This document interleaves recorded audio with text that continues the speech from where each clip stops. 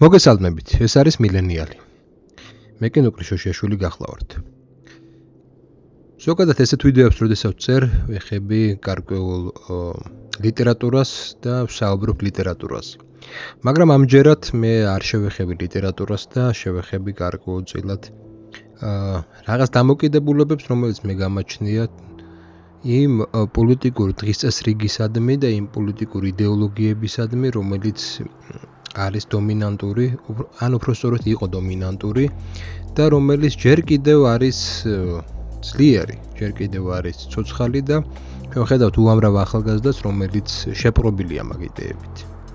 პირველ რიგში, როდესაც ვსაუბრობთ გარკვეულ ჰეგემონიაზე, ჩვენ რაღაცა კონკრეტულს გულისხმობთ და არა რაღაც აბსტრაქტულს, ხო?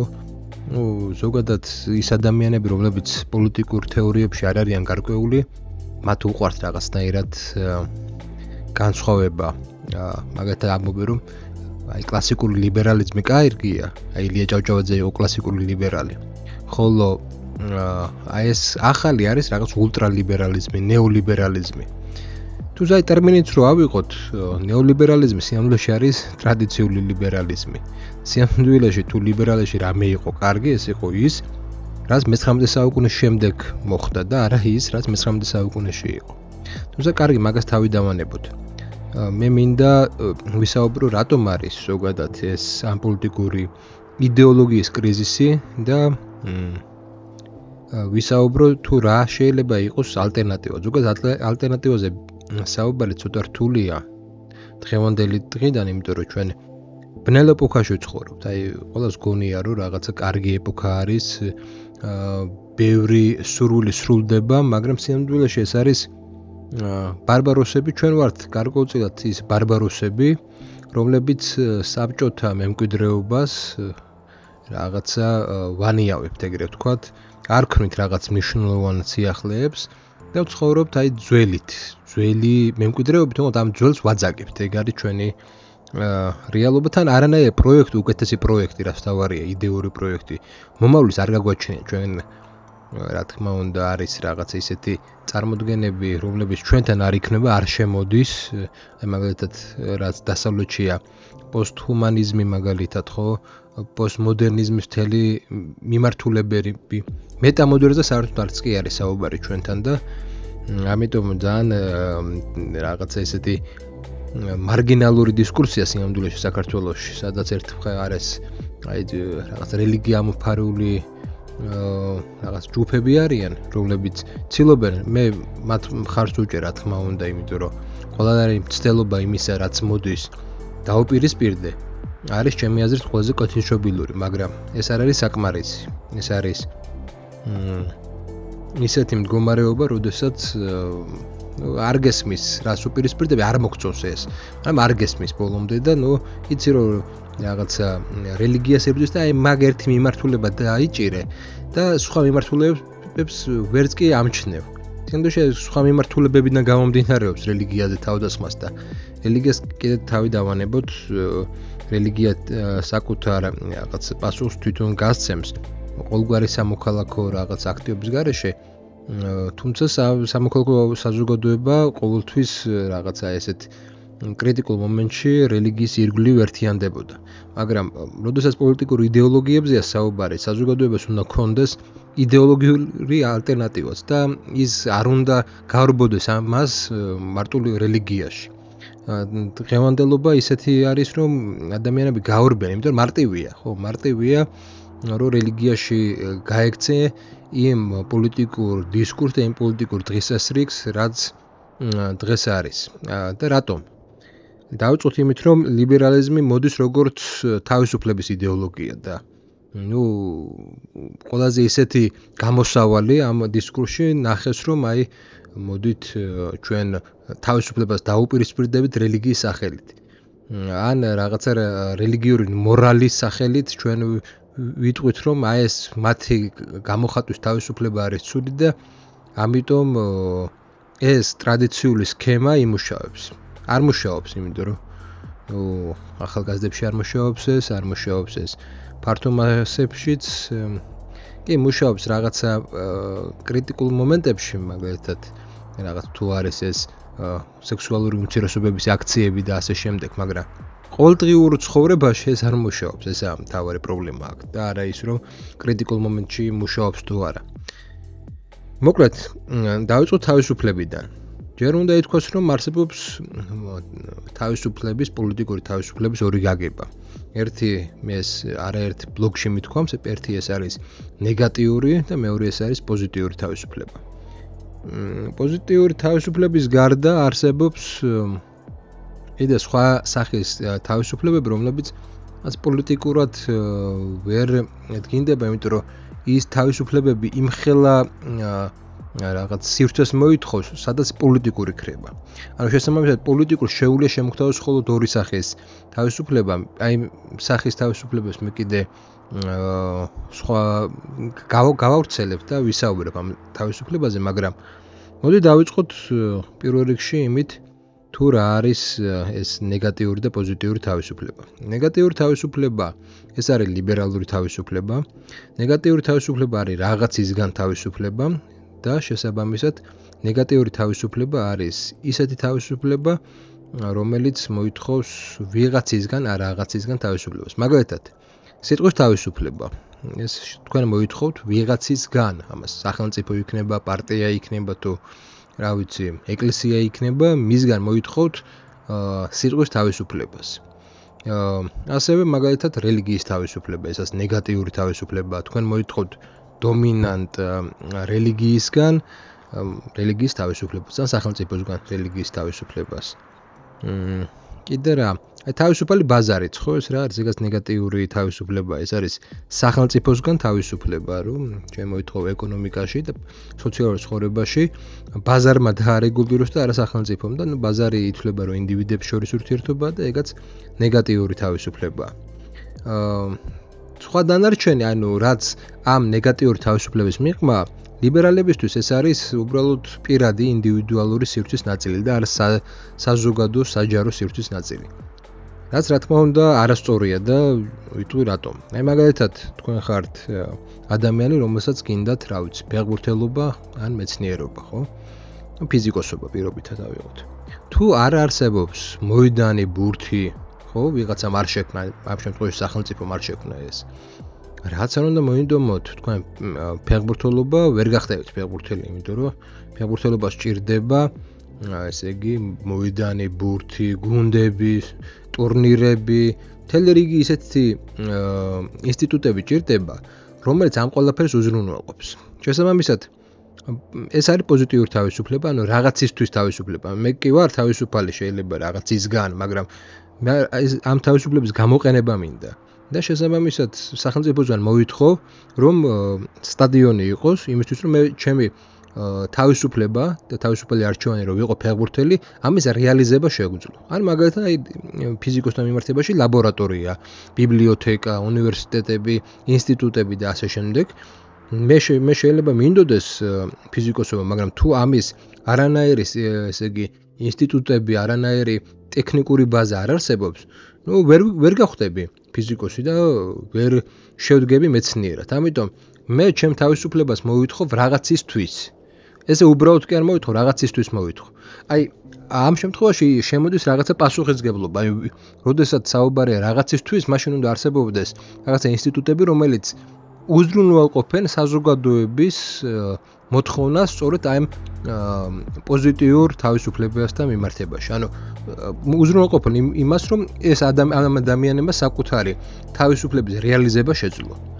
აქედან გამომდინარე, ლიბერალები როდესაც საუბრობენ თავისუფლებაზე, აი იქნება ეს იაგო, იქნება ეს რა ვიცი, სხვადასხვა გირჩის წარმომადგენლები, ცუდი გირჩი და კარგი გირჩი რომ არის. ისინი საუბრობენ, რომ არსებობს მხოლოდ ნეგატიური თავისუფლება და დანარჩენი სივრცე ეს არის ინდივიდებს შორის ურთიერთობა და მეტი არაფერი. სინამდვილეში ეს მარტივად და ისე რბილად რომ თქვათ, ისტორიულად არ გიცდება, ეს არის აბსოლუტურად ფიქცია, მსგავსი რაღაცა არასდროს არ ყოფილა, ყოველთვის სახელმწიფო არეგულირებდა. ზოგადად რო ჩვენ შევხედოთ თავისუფალი ბაზარი რა არის, ეს ჩვენ ნახავთ რომ თავისუფალი ბაზარი არც ისე თავისუფალია არსად და არასდროს. შეიძლება რაღაცა ისტორიის რაღაცა ეტაპი ავიღოთ, მაგალითად შეერთებული შტატების პერიოდი, როდესაც ველური დასავლეთის პერიოდი, ხო, როდესაც დასავლეთში მიდიოდა კოლონიზაცია და ადამიანს საკუთარი იარაღით უნდა მოეპოვებინა ის კეთილდღეობა, რა კეთილდღეობაც ჰქონდათ, მაგრამ ამ დროსაც კი ავიწყდებათ, რომ ამ კონტექსტში არსებობდა მონათმფლობელობა, ხო?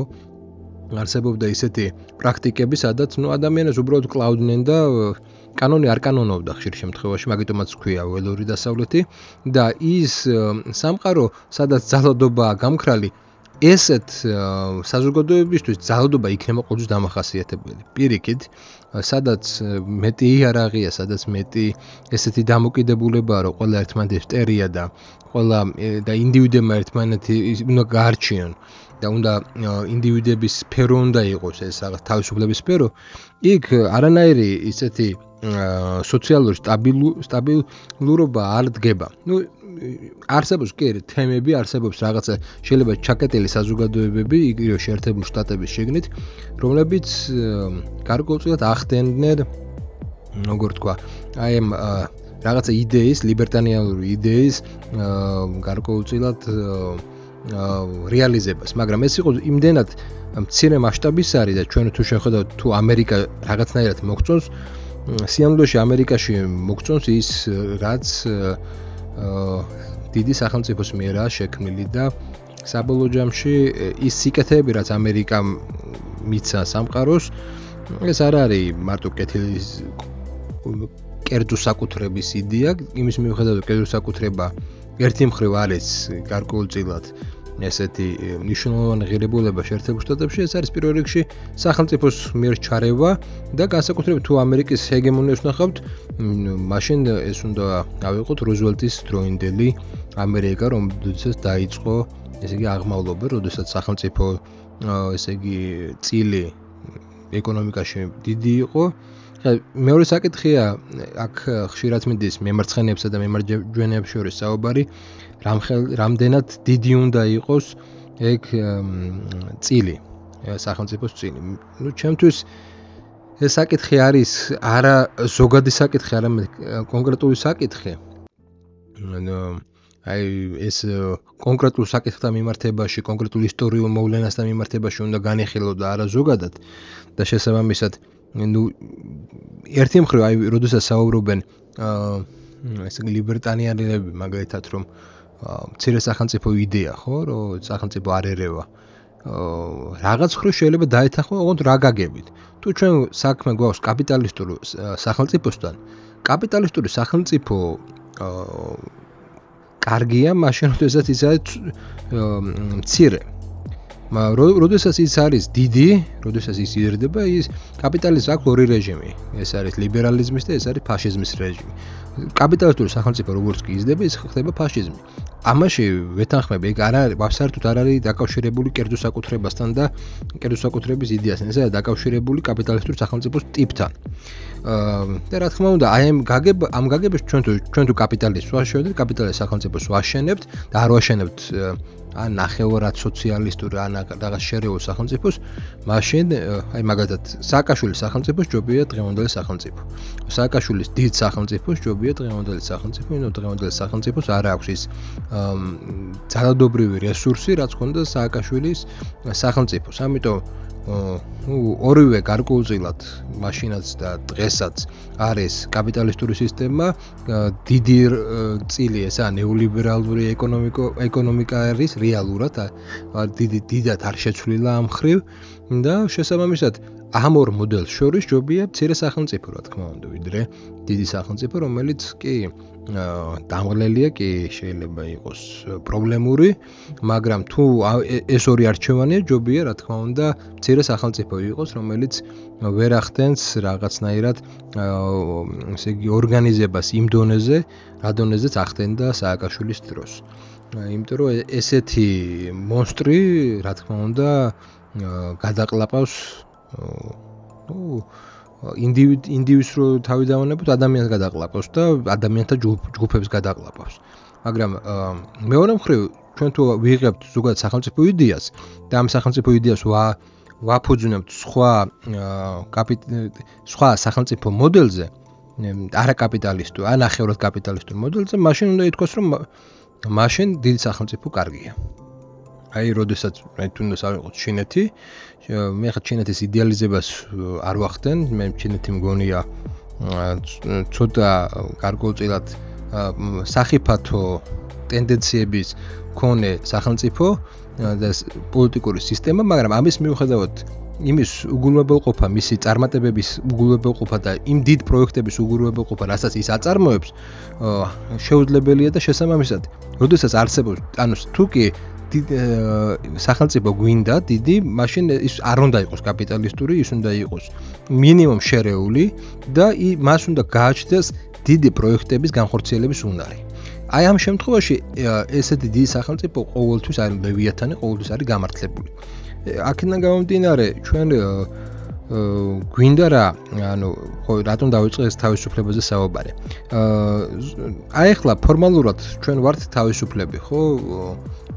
მაგრამ ყველა ვართ დიდწილად მოწვლადები იმ გაგებით, რომ ის სოციალური და ეკონომიკური ბაზა, რომელიც შენდება 90-იან წლებიდან დღემდე, არ იძლევა იმის საშუალებას, რომ ჩვენი უნარ-ჩვენების რეალიზება სრულფასოვნად მოახდინოს. შეიძლება ზოგიერთი ჩვენგანი არის უფრო წარმატებული ვიდრე სხვა დანარჩენები, მაგრამ საბოლოო ჯამში ეს ფორმალური თავისუფლება არაფრის მომტანი არ არის. და მეტიც დავანებოთ ეს პრაქტიკაში თავი იდეურათაც კი არასწორია. იმიტომ რომ ეს არის პრინციპში ადამიანი, ესეთი თავისუფლება არის ისეთი თავისუფლება, რომელიც ესე იგი დაპირისპირებულია პრინციპში ყველანაირ კეთილდღეობის იდეებს. ანუ ეს არის რაღაცნაირი თავისუფლება, რომელიც აცხადებს სრულად კეთილდღეობის იდეებს და რასთავარე კოლექტიურ კეთილდღეობის იდეებს bis წინააღმდეგ არის და ამას ვხედავთ, ყველანაირი ეს კოლექტიური რაღაცა სიკეთეები, რაც აქამდე შენდებოდა, ესეთი თავისუფლება ანადგურებს და ახდენს პრივატიზაციას, და ამ პრივატიზაციას იყენებს რაც მთავარია ძალიან მცირე ჯგუფი. ახლა გადავიდეთ უფრო ისეთ იდეურ საკითხზე, რატომ არის ესეთი თავისუფლება ცუდი. ესეთი თავისუფლება ცუდი პირველ რიგში არის, იმიტომ რომ საზოგადოებას არ აქვს უნარი ამ შემთხვევაში დაინახოს აი ამ თავისუფლების რაღაცა იდეისგან მთელი რიგი ხარვეზი და დაინახოს ის, რომ ეს თავისუფლების ეს იდეა საბოლოოდ შლის ადამიანს და საბოლოოდ ახდენს ადამიანის დეკონსტრუქციას. ანუ ეს თავისუფლება უპირისპირდება ადამიანის როგორც ანუ კლასიკური გაგებით იდენტობას, რთულია საუბარი არსებობს თუ არა ადამიანის იდენტობა, იმიტომ რომ მე მგონია რომ ადამიანის იდენტობა ეს არის გარკვეულწილად თანამედროვეების გამოგონება, ადამიანი ყოველთვის იყო ადამიანი და ეს არ იყო იდენტობა, ეს არ იყო რაღაცა წარმოდგენა რაღაცა იდენტობაზე, ეს იყო ის რითაც იბადები. მაგრამ მაგას თავი დავანებოთ თანამედროვეობაში ჩვენ ხედავთ რას? ლიბერალური ინდივიდუალიზმი და თავისუფლების გაგება, ნეგატიური თავისუფლების გაგება არის ერთმანეთთან დაკავშირებული. და ამ ერთმანეთთან დაკავშირებული პოზიციებიდან ჩვენ ხედავთ ერთ რამეს. ინდივიდი განიხილება ყოველთვის როგორც რაღაცნაირად ესე ატომიზირებული, სოციალური ატომიზირებული რაღაც ინდივიდი, ერთეული, რომელიც მაგალითად მე-19 საუკუნეში ის ფუნქციონირებდა ნაციონალურ სახელმწიფოს ირგვლივ და ნაციონალურ სახელმწიფოსგან ის მოითხოვდა, რომ მისი უფლებები ყოფილიყო დაცული, მაგრამ მას შემდეგ რაც ნაციონალურ სახელმწიფოს იდეა შეერყნა, ინდივიდი მოითხოვს უკვე იმდენად ესე იგი დამოუკიდებლობას, იმგვარ დამოუკიდებლობას, სადაც ის თავის სახელით გამოდის როგორც უზენაესი ძალიან დიდი მნიშვნელობა აქვს უზენაესი იურიდიული და პოლიტიკური სუბიექტი, რომელსაც ანგარიში უნდა გაუწიოს სხვა დანარჩენმა. მაგალითისთვის ეს როგორ ხდება რეალურ პოლიტიკაში, როგორ გამოდის რეალურ პოლიტიკაში. თქვენ ყავთ შვილი, რომელსაც უკვე გააჩნია სხვა იდენტობა და ინდივიდუს რომელიც უკვე აღარ ექვემდებარება, რომელსაც აღარ აყავს სუზერენი, მას შეუძლია საკუთარი იდენტობის სახელით მოახდინოს საკუთარი იდენტობის დაკანონება და თქვენ გაიძულოთ როგორც მშობლებს, რომ შეეგუოთ მის ისეთ არჩევანს, რომელიც მის იდენტობას, მის შექმნილ იდენტობაზე გადის. და რას თავარია? აი, მაგალითად, ადამიანებს არ აქვთ უფლება, მშობლებს არ აქვთ უფლება ჩაერიონ შვილის არჩევანში, რომ მან შეეცვალოს მაგალითად სქესი, ხო? რატომ ხდება? რა ლოგიკით ხდება? იმ ლოგიკით ხდება, რომ ინდივიდი ამ შემთხვევაში არის მხოლოდ ყალიბდება მხოლოდ იმ შემთხვევაში, თუ კი ის წყვეტს კავშირს კოლექტივთან, ანუ ეს არის დუალისტური ხედვა, რაც თავარია, ანუ დაპირისპირებული ხედვა კოლექტივიზმსა და ინდივიდუალს შორის. და სადაც ეს ურთიერთობა და ეს კეთილგანწყობილება ერთმანეთისგან არის უარყოფილი. იმის მიუხედავად, რომ ისტორია ჩვენ გვეუბნება, რომ პირიქით არანაირი, ესე იგი, ესეთი დაპირისპირება კი შეიძლება ხდებოდეს ჩვენ კრიტიკულ მომენტებში, მაგრამ ძირითადი ისტორიული პერიოდი ეს ინდივიდი და კოლექტივი არ იყო დაპირისპირებული. პირიქით ესენი იყო ერთისგან გამომდინარეობდა მეორე და არა პირიქით. ისინი არ უპირისპირდებოდნენ ერთმანეთს. ლიბერალიზმმა ეს კონცეფცია შეცვალა, შექმნა ნარატივი, სადაც უმრავლესობა ყოველთვის მცდარია, სადაც ერთი შეიძლება იყოს მართალი და უმრავლესობა იყოს ტყუანი და სადაც ამ ერთის თავისუფლება უნდა აღემატებოდეს მრავალის უფლებას ჰქონდეს და შეინახოს საკუთარი ტრადიცია, შეინახოს საკუთარი იდენტობა და გადასცეს ის შემდეგ თაობას.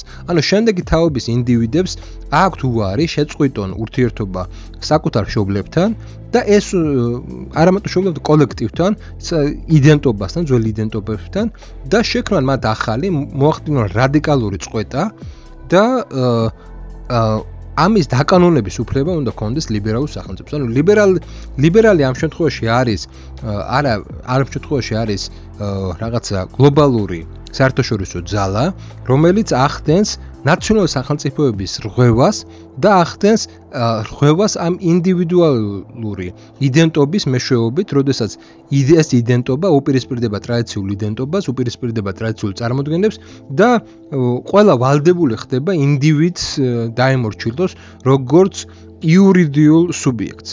თუ კი თქვენ ამ იურიდიულ სუბიექტის წინააღმდეგ წახვალთ, მაგალითად თქვენ თუ თქვენი შვილის მაგალითად მოინდომოთ თქვენი შვილის აუგრძალოთ სქესის შეცვლა ან სხვადასხვა ისეთი თერაპია, მაგალითად ჰორმონალური თერაპია, თქვენ დაისჯებით ამ პრინციპიდან გამომდინარე, იმიტომ რომ ინდივიდი ამ შემთხვევაში არის ის ერთეული, რომელიც იურიდიულად უფრო მაღლა დგას, ვიდრე ყველანაირი კოლექტიური იდენტობა, იქნება ეს ოჯახი, იქნება ეს ერი, იქნება ეს რაღაცა სოციუმი და მას აქვს იურიდიული უფლება და ის აღმატებულია იურიდიულად სხვა დანარჩენს.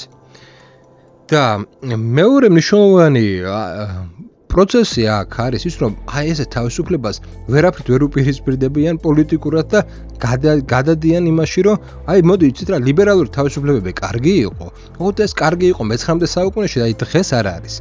აი ეს მიდგომა არის აბსოლუტურად მცდარი, იმიტომ რომ მე-19 საუკუნეში ის ებრძოდა არისტოკრატიულ, ძირითადად არისტოკრატიულ ეთიკას, ის ცხოვრობდა არისტოკრატიულ ეთიკით, იმიტომ რომ პირველი ლიბერალები ძირითადად არისტოკრატები იყვნენ და შესაბამისად არისტოკრატიული ეთიკა ჰქონდათ. ანუ ადამიანები ვერ ამჩნევდნენ განსხვავებას ეთიკასა და იდეას შორის. ანუ მათ მოწონთ არისტოკრატიული ეთიკა და ვერ ამჩნევენ რომ იმ იდეებიდან რა იდეების მე-19 საუკუნეში ჰქონდა ლიბერალიზმი ამოიზარდა, ბუნებრივად ამოიზრდება ის რა დღეს არის.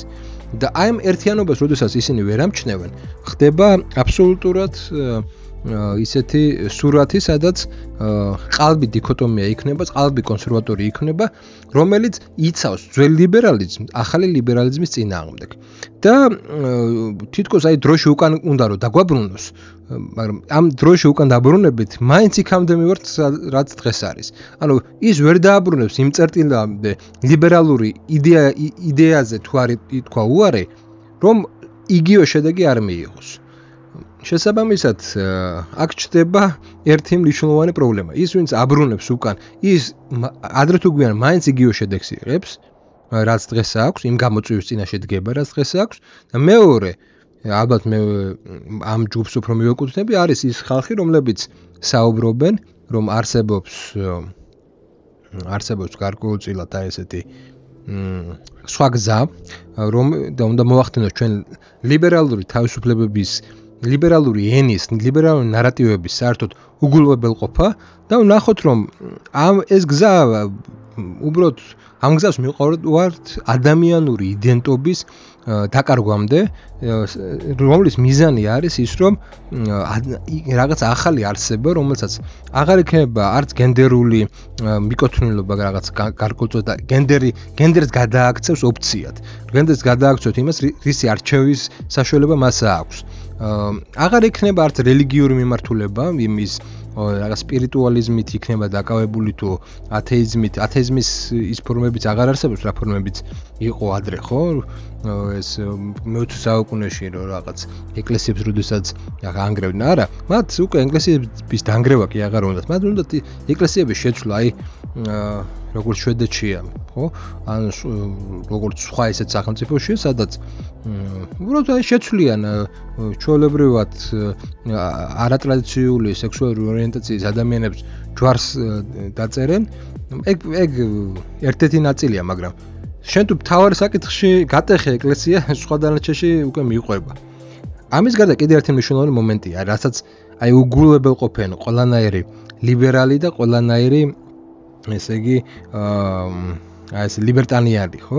როდესაც აიდეალებენ ამ ლიბერალურ თავისუფლებას. პირველ რიგში უნდა ითქვას, რომ ეს პროტესტანტული ეთიკიდან გამომდინარე.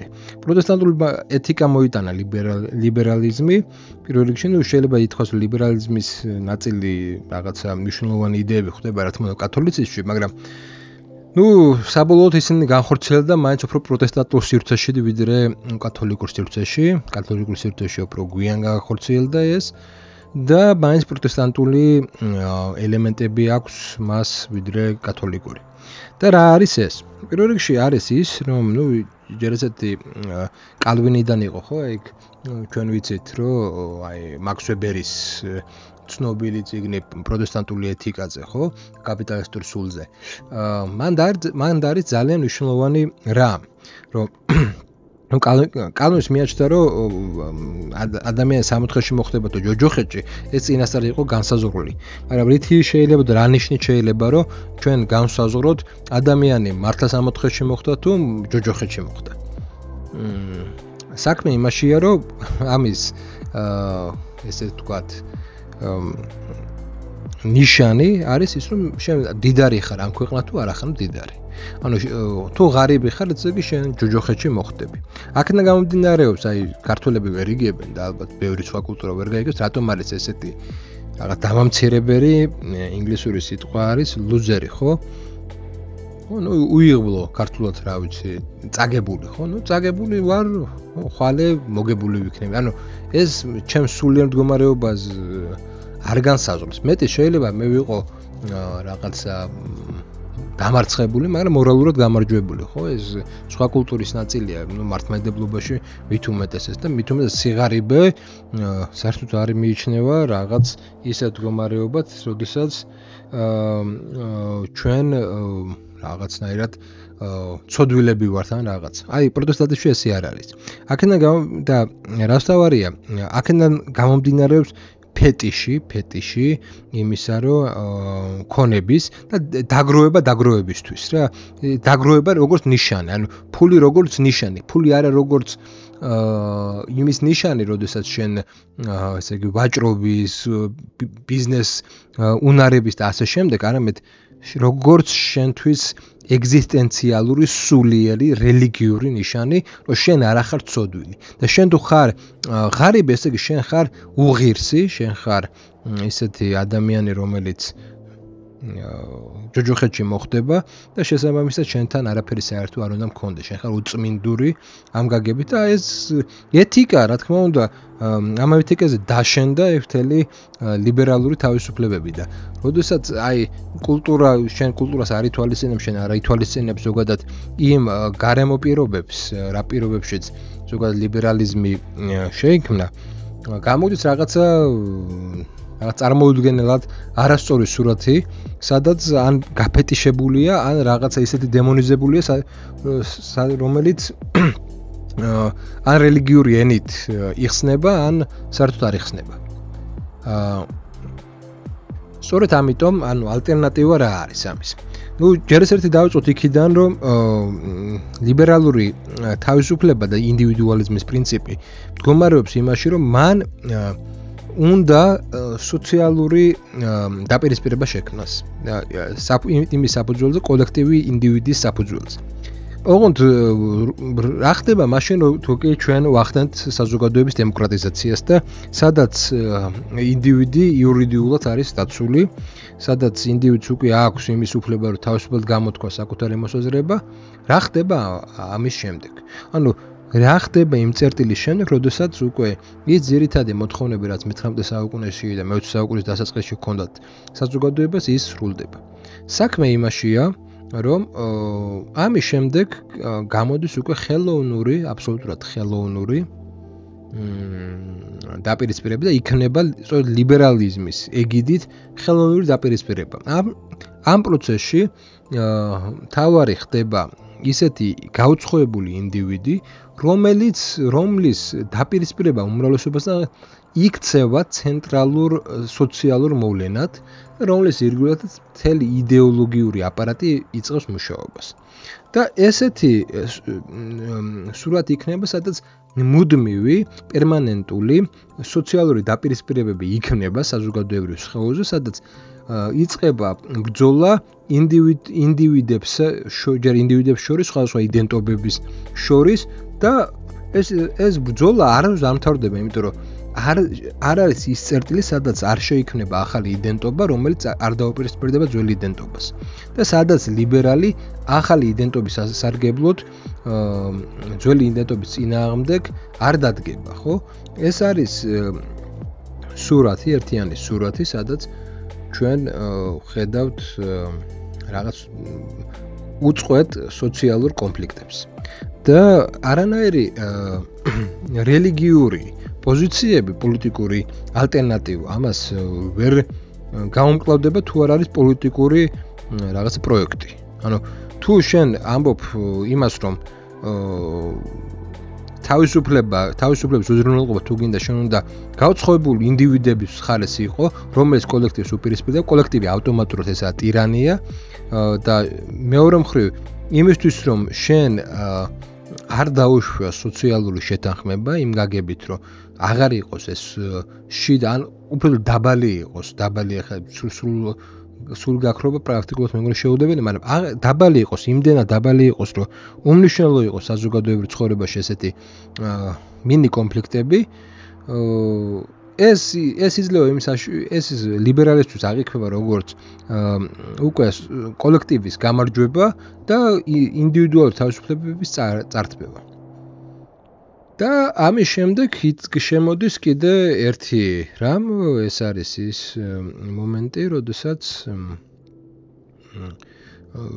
ქრება ენა ქრება, როდესაც თავისუფლება დაკავშირებულია რაღაც თვითშემეცნებასთან, არავითარ შემთხვევაში თავისუფლება დაკავშირებულია ლიბერალურ კულტურაში არა თვითშემეცნებასთან, იმიტომ თვითშემეცნება სჭირდება ტრადიცია. ანუ თვითშემეცნების კულტურები სადაც არის, იქ ყველგან არის ტრადიცია. მას სჭირდება წყვეტა, რადიკალური წყვეტა და ახალი იდენტობის შექმნა. ანუ ის ადამიანს განეხილავს როგორც სუფთა ფურცელს, სადაც ადამიანი საკუთარი იდენტობას თვითონ წერს და თუ კი სხვა უწერს, ამაგადად თუ კი შობელი ცდილობს, რომ მან მიიღოს ეს გადმოიცეს ეს იდენტობა, ეს არის რაღაც ფაშიზმის ნაირსახეობა ლიბერალისტვის. აი ამ კონცეფციაში მე ვერ ვხედავ, როგორ შეიძლება შენ რაღაცნაირად ებრძოლო ლიბერალის და ოღონდ ებრძოლო იმ გაგებით, რომ აი ადრე ლიბერალიზმი გაიყო და ეხლა არიან ფსევდოლიბერალები. და არ გესმოდეს ის, რომ ერთიდან გამომდინარეობს მეორე. და არ გესმოდეს ის, რომ ჩვენ თუ პირველ ეტაპზე უშვებ თავისუფალი ბაზრის ფეტიშს, შენ უშვებ იმას, რომ რაღაცა ეს კაპიტალისტურ კულტურას და კაპიტალისტურ კულტურას აუცილებლად მოყვება ის შედეგები და ის რეალობები, რაც დღეს არის.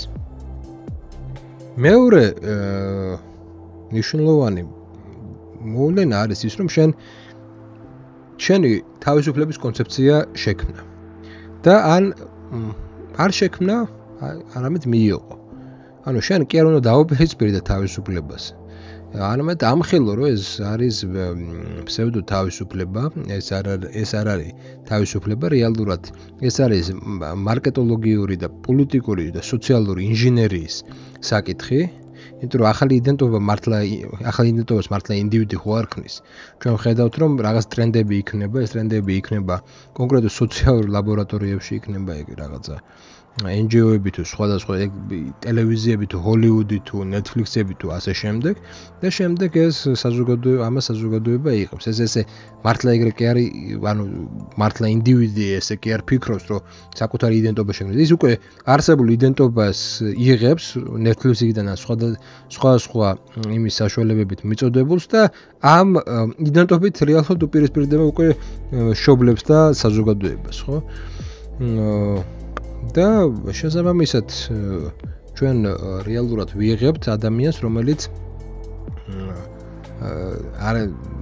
თავისუფლების სახელით მოქმედებს, მაგრამ ის ფუნდამენტურად არაა თავისუფალი. მეორე მხრივ არსებობს თავისუფლების აბსოლუტურად სხვა გაგება, რაც დაკავშირებულია ტრადიციონალიზმთან. და ამ ტრადიციონალიზმის გაგება კიდე არავის არ უნდა.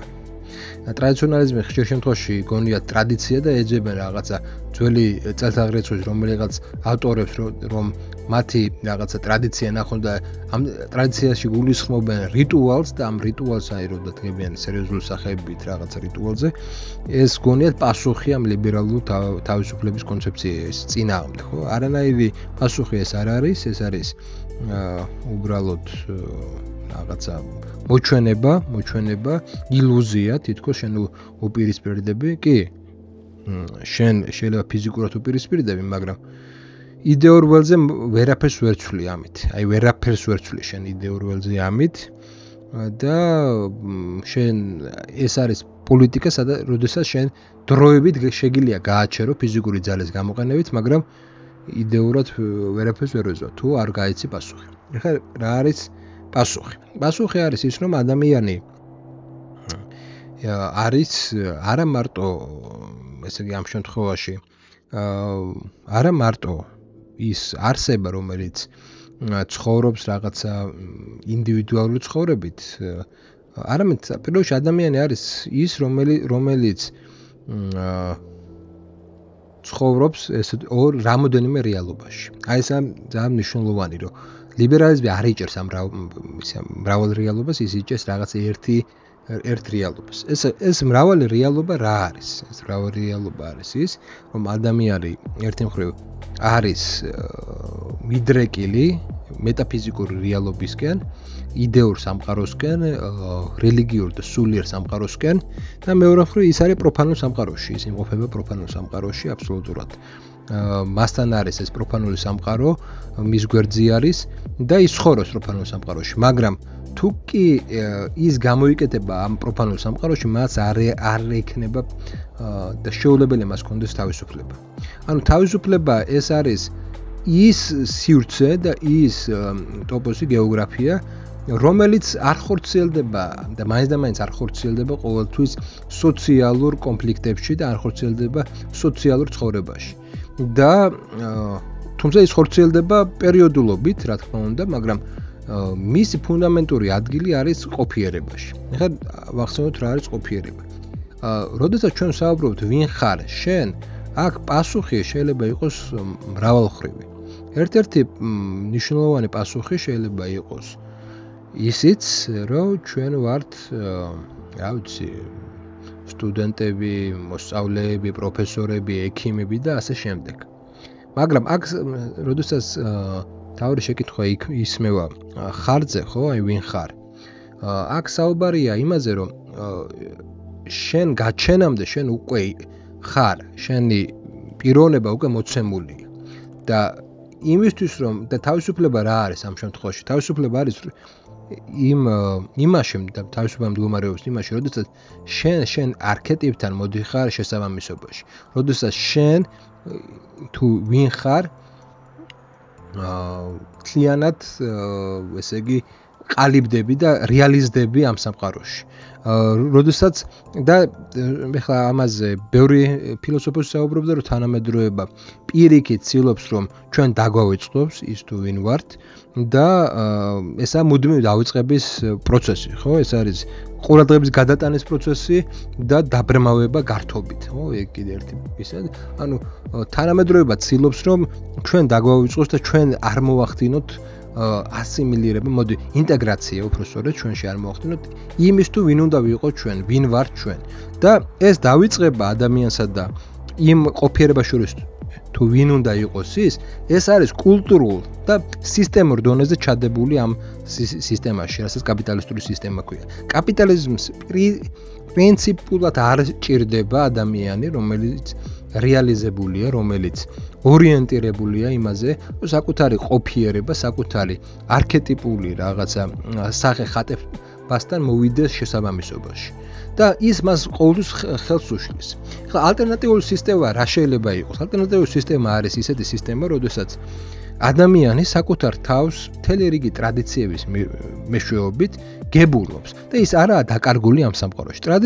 ტრადიცია ამ შემთხვევაში შეიძლება გამოიხატოს რიტუალებით, შეიძლება გამოიხატოს ინსტიტუტებით, შეიძლება გამოიხატოს სხვადასხვა მდგომარეობით, მაგრამ ფუნდამენტურად უნდა ვაღიაროთ, რომ ადამიანები ვართ სხვადასხვა არქეტიპული და სხვადასხვა სულიერი მდგომარეობისკენ მიდრეკილი არსებები და ყველა ამ სულიერ მიდრეკილებას, სულიერ არქეტიპს ჭირდება საკუთარი ტოპოსი, საკუთარი სივრცე, საკუთარი პოლიტიკური ღირებულებები.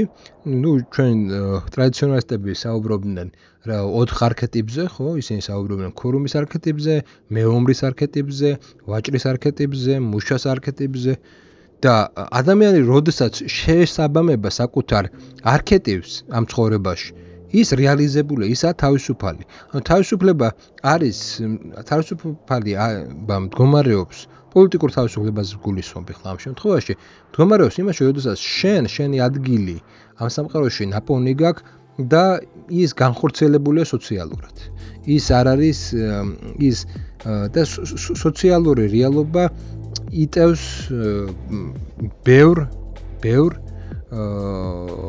განსხვავებულ არქეტიპულ სახეს, განსხვავებულ არქეტიპულ მიდრეკილებებს და განსხვავებულ ადამიანის ტიპებს. სიამოვნებაში ლიბერალიზმი კი საუბრობს მრავალფეროვნებაზე, მაგრამ ის პრინციპულად ერთფეროვან ადამიანს ქმნის. მას არ შეუძლია მრავალფეროვანი ადამიანი შექმნა.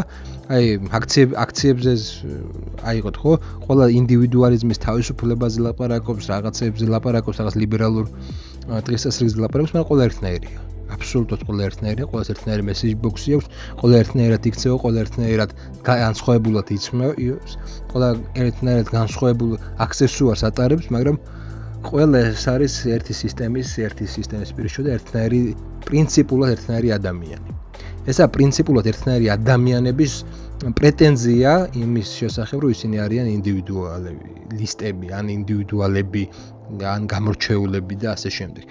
და სიამოვნებაში მათი გამორჩეულობა მხოლოდ გარეგნულ სახეს ატარებს და შინაგანად ისინი აბსოლუტურად იდენტურები არიან, აბსოლუტურად ცარიელები არიან. ცარიელები არიან ისინი მათი სიცარიელე მდგომარეობს იმაში, რომ მათსა და პროექტს შორის არ არის განსხვავება. ანუ ფუნდამენტური განსხვავება მასა და პოლიტიკურ პროექტს, ლიბერალურ პოლიტიკურ პროექტს შორის არ ფიქსირდება და ეს ქმნის სწორედ იმას, რომ თავისუფლებით სახელით მოლაპარაკე ადამიანები ვერ ქმნიან ფუნდამენტურად ვერ ქმნიან შიდა განსხვავებულ დისკურსებს. მათ შეუძლია რაღაც პიროვნულ დონეზე ერთმანეთს დაუპირისპირდნენ, მაგრამ არ შეუძლიათ იდეურად, ფუნდამენტურად საკუთარ თავის დეკონსტრუქცია მოახდინონ. ისინი ცხოვრობენ იმ რეალობაში, რაც მათ შეუქმნეს, ისინი ცხოვრობენ იმ არქეტიპებიშიც არ არიან, ისინი ხან ერთი პროგრამით მოქმედებენ და აზროვნებენ, ხან აბსოლუტურად მისი საწინააღმდეგო პროექტიც, ისე რომ ვერც კი ამჩნევენ, რომ ეს ორი სხვა პროექტია და უბრალოდ ორი სხვადასხვა შინაარსის პროექტია და ისინი შეიცვალნენ მასთან ერთად. და ფაქტი ისაა, რომ პროექტი შეიცვალა, ისინი კი არ შეიცვალნენ. ისინი დარჩნენ იმ ცარიელ ადგილებად, რომელზედაც უпростоრედ სხვა ქმნის საკუთარ პროექტს. აქედან იწყება უკვე მეორე, ეს არის საკრალური ტრადიციონალიზმის იდეა, რომ ჩვენ იმისთვის რომ ადამიანები გავხდეთ და არა ვართ ადამიანი ხდება სწორედ გარკვეული ინიციალიზაციის შედეგად, გარკვეული არქეტიპებთან ეს ინტეგრაციის შედეგად, გარკვეული კულტურული სიმბოლოების ათვისების შედეგად, ეს გზა მოითხოვს ამ სამყაროში არსებობდეს როგორც პოლიტიკური, ისე სოციალურ სივრცეში სიმბოლოები, რომლებიც არ იქნება სისტემისგან ასიმილირებული და ჩვენ და იარსებებს კულტურა, რომელიც იქნება პოლიტიკურ პროექტზე ძლიერი, ეს ძალიან მნიშვნელოვანი, პოლიტიკურ პროექტზე ძლიერი და რომელიც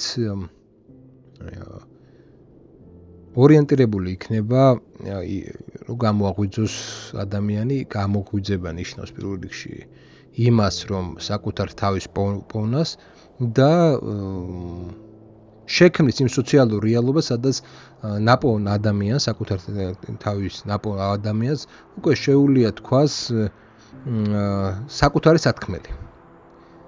და ამ საკუთარი სათქმელით, აი მაგალითად მეომარი იტყვის საკუთარ რევოლუციურ ან თუნდაც არა რევოლუციურ, მაგრამ მეომრულ იდეას, ქურუმი იტყვის საკუთარ მეტაფიზიკურ იდეას, ვაჭარი საკუთარ იდეას და ასე შემდეგ. ანუ სადაც ეს გაცნობიერება ხდება და თუმცა უნდა ითქვას, რომ მათ შორის არის კონფლიქტი, რაზეც მერე ვისაუბრებ,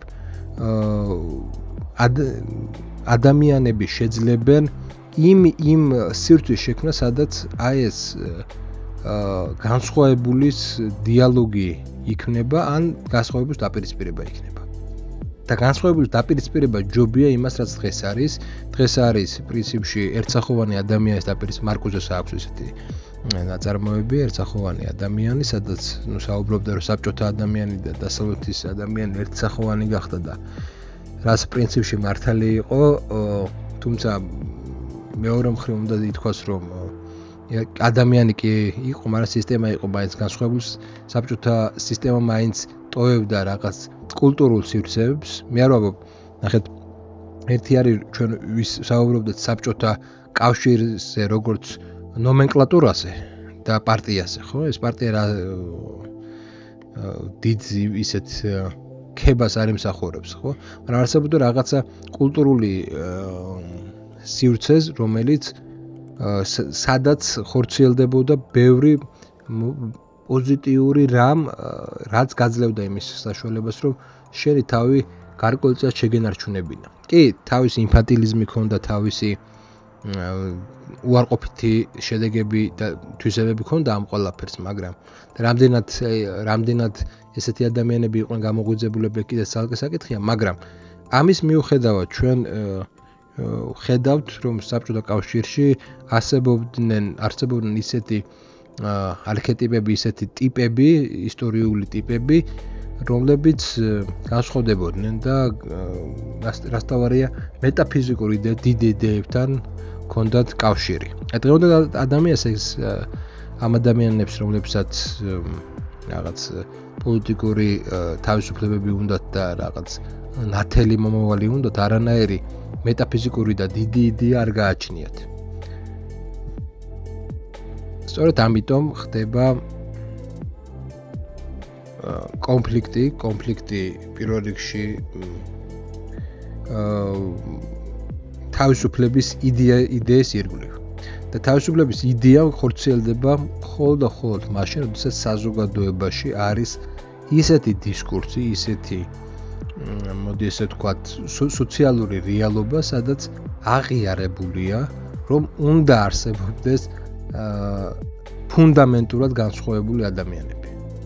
მოკლედ შეჯამების სახით ვიტყვი ესეთ რაღაცას, რომ ლიბერალური დემოკრატია არის კრიზისში, პირველ რიგში, იმიტომ რომ მან შექმნა ერთსახოვანი ადამიანი და ამ ერთსახოვან ადამიანს ის მეტი ვეღარ გაექცევა. და მეტიც მას აღარც აქვს პროგრამაში ის, რომ მან შექმნას მრავალსახევანი ადამიანი, ის ქმნის ერთსახოვან ადამიანს, რომელსაც გააჩნია სხვადასხვა პროექტები. და ის, როდესაც ერთ თაობას გამოიყენებს, ის გადააგდებს ერთ თაობას მეორე თაობის უფრო ახალი თაობის ხელით. და მაგიტომაც არის ეს ეიჯიზმი, მაგიტომაც არის ეს. მაგრამ მათ შორის დიდი ესეთი ფუნდამენტური განსხვავება პრინციპში ხშირად უკვე აღარც არის, რაც რო გავა უფრო ნაკლები იქნება და ჩვენ ხედავთ ერთ რამეს. ხედავთ, რომ ადამიანები კარგავენ საკუთარ სოციალურ რეალობას, ადამიანურ რეალობას, როგორც კაპიტალიზმის, ისე ლიბერალიზმის წყალობით. ისინი კარგავენ საკუთარ შესაძლებლობას, რომ ინტეგრირდნენ იმ არქეტიპებთან, რეალიზდნენ საკუთარ ყოფიერებაში და ისინი კარგავენ ესე იგი უნარს ან საშუალებას, რომ კონდეთ საკუთარი სოციალური რეალობა, ალტერნატიული რეალობა. ლიბერალიზმი არ დაუშვებს ამას, ანუ ის თავისუფლების სახელით ყველა ალტერნატიულ რეალობას გაანადგურებს და ანადგურებს. ბრძოლა მის წინააღმდეგ იმ ლოგიკით, რომ ძველი ლიბერალიზმი ჯობდა არის დაღუპული უკვე, დამარცხებული, განადგურებული და ამ ბრძოლაში შესვლა არც ღირს, ანუ ღირსეული ადამიანი ამ ბრძოლას არც დაიწყებს და ალტერნატივა არის ის, რომ ადამიანმა იბრძოლოს რაღაცა სივრცისთვის, რომელიც ამ დღის წესრიგს, ამ ჰეგემონიას, ამ კონცეფციას ჩაანაცვლებს და იტყვის, რომ თავისუფლება ის კი არ არის, რომ შენ რაღაცისგან ან ვიღაცისგან იყო თავისუფლება. თავისუფლება არის ის, რომ შენ მოახდი, შენ იყო ის, ვისაც შეუძლია ინტეგრაცია მოახდინოს გარკვეული ყოფიერების, საკუთარი თავის, საკუთარ თავთან, ან საკუთარი ყოფიერების ინტეგრაცია, საკუთარ თავში, უბრალოდ. ეს მიზანი ლიბერალებს არასდროს არ ექნება, ეს ექნება ისეთ პოლიტიკურ იდეას ან პოლიტიკურ სისტემას მიზნად, რომელიც უკვე აფასებს ადამიანს, ის არ არის ორიენტირებული ადამიანის манипуляციაზე, ლიბერალური სისტემა ყოველთვის იქნება ორიენტირებული ადამიანის манипуляციაზე, კაპიტალისტური სისტემა ყოველთვის იქნება ორიენტირებული ადამიანის манипуляციაზე და ეს ალტერნატიული სისტემა არის ტრადიციონალისტი, რადიკალური ტრადიციონალიზმი, სოციალიზმთან შერეული. ეს სოციალიზმში იყო ეს განთავისუფლების ტრადიციები და უნდა ითქვას, მაგრამ სოციალიზმში იყო ასევე კაპიტალისტური ელემენტები, რომელმაც აჯობა განთავისუფლების ტრადიციებს საბოლოო ჯამში. საბოლოო ჯამში პრინციპში, როდესაც ვსაუბრობ, ეს არის უკვე მომხდარი ამბავი, თუმცა იმ მომავალში ჯერ კიდევ ბრძოლა წინ გვაქვს. დღეს ჩვენ ვხედავთ ლიბერალიზმის თვითგანადგურების პროცესს, არანაირი კონსერვატიზმი არ ანადგურებს ლიბერალიზმს, ლიბერალიზმს არ ანადგურებს ლიბერალიზმი. და ჩვენ გვიხარია, რომ ლიბერალიზმს ანადგურებს ლიბერალიზმი. მადლობა ღმერთს, რომ ლიბერალიზმს ანადგურებს ლიბერალიზმი. მოკლედ, ძალიან მკაცრად არ შეაფასოთ ეს ვიდეო, ეს არის გარკვეულწილად ფიქრები და ამ ფიქრებზე შეიძლება ვიმსჯელოთ და შეიძლება გქონდეს რაღაცა საუბარი.